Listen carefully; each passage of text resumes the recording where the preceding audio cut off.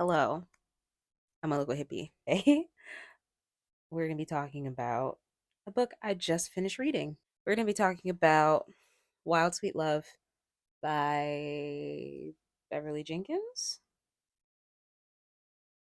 So, this is my first Beverly Jenkins romance.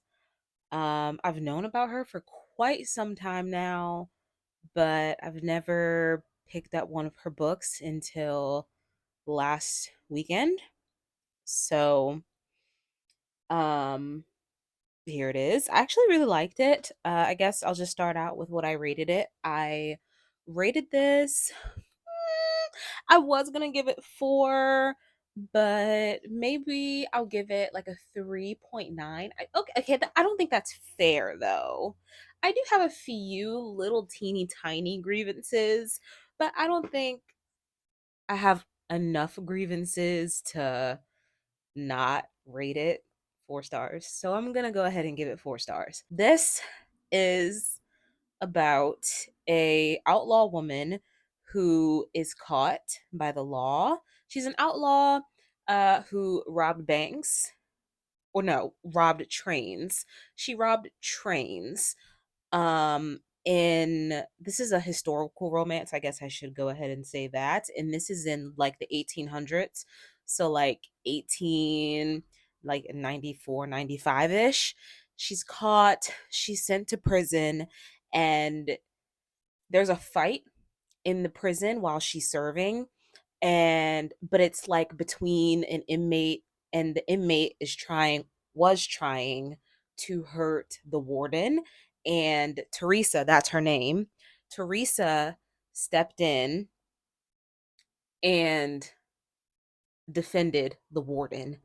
Therefore, she got a pardon, but she was uh sentenced to complete her sentence in something akin to house arrest. So um she goes to live with a Mrs. Molly Nance, who is tasked with taking this rugged outlaw prison inmate for the past few years woman and setting her on the straight and narrow, turning her into a lady. And yeah, romance comes in with Mrs. Molly Nance's son, Madison Nance, and yeah, he meets Teresa. I don't know if I told y'all, but yeah, her name was Teresa. Madison meets Teresa, and at first he's very weary of her coming to stay with his mother, because this isn't the first time his mother has taken in an inmate from the prison in this rehabilitation program. She's done this before, and the last time she did it, the inmate robbed her and took off. Um and so of course he's weary that Teresa is going to do the same thing, but Teresa has honor. I know you've heard the term no honor amongst thieves, but she's a thief with honor. So she's not going to do that because she's got a chance to get out of jail, essentially. And it wouldn't have been able to happen if Mrs. Molly Nance didn't take her in. So her and Madison, they cannot stand each other in the beginning. It's like soft core enemies to lovers. But they fall in love.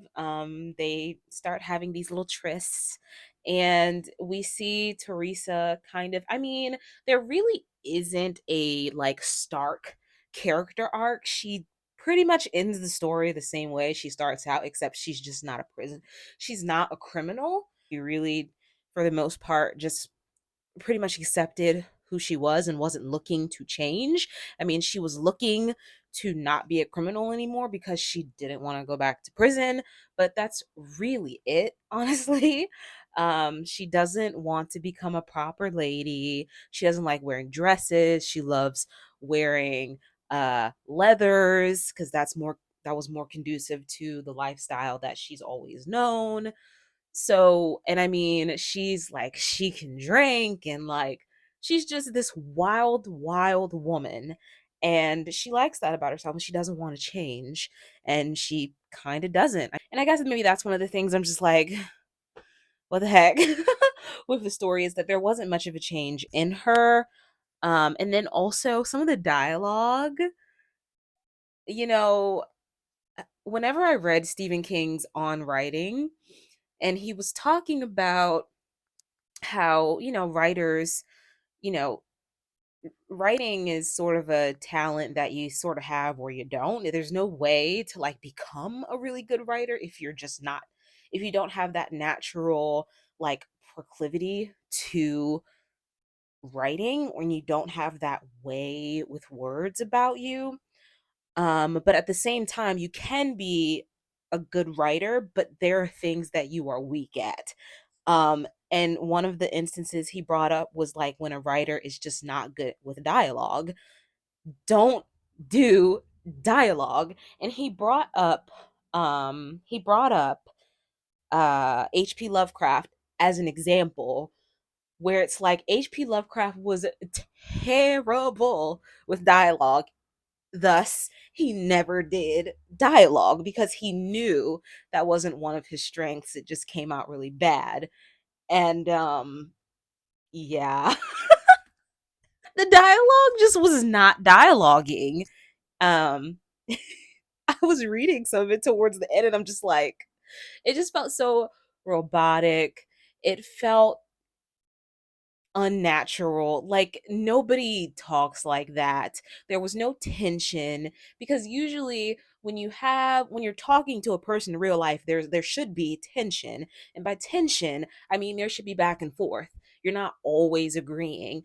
Someone's asking you, you say, "Oh my goodness, I really love McDonald's fries." And then they go, "Well, man, McDonald's fries. Why do you like McDonald's fries? What's so great about them?" Like instead of being like, "Oh yeah, like I love McDonald's fries too," but like there's and that's just kind of like, because I do love a McDonald's fry, to be completely honest with you. You like, you get what I'm saying? Like there's this back and forth instead of there always being agreement. There's like no tension on the page when your characters are speaking and it's just yes, yes, and uh we're gonna do this. Yes, you will. I bet you will. Like that's not that's not yeah, so that was one of those things that just kind of had me like, "Uh," but one of the things that I thought that Beverly Jenkins was really good with was capturing body language and how people handle situations and they communicate how they're feeling in situations through their body. She did really good with that. So what she lacked in dialogue, she made up for in body language. So, yeah, overall the book was really good. I liked it. I found myself thinking about it throughout the day, like, oh, I can't wait to get home so I can read. And yeah, it was really cool. So, um, yeah, that's gonna bring us to the end of the video. I hope you have a good day. I hope you have a good evening, and most importantly, I hope you read a good book. And I'll see you when I see you. Bye.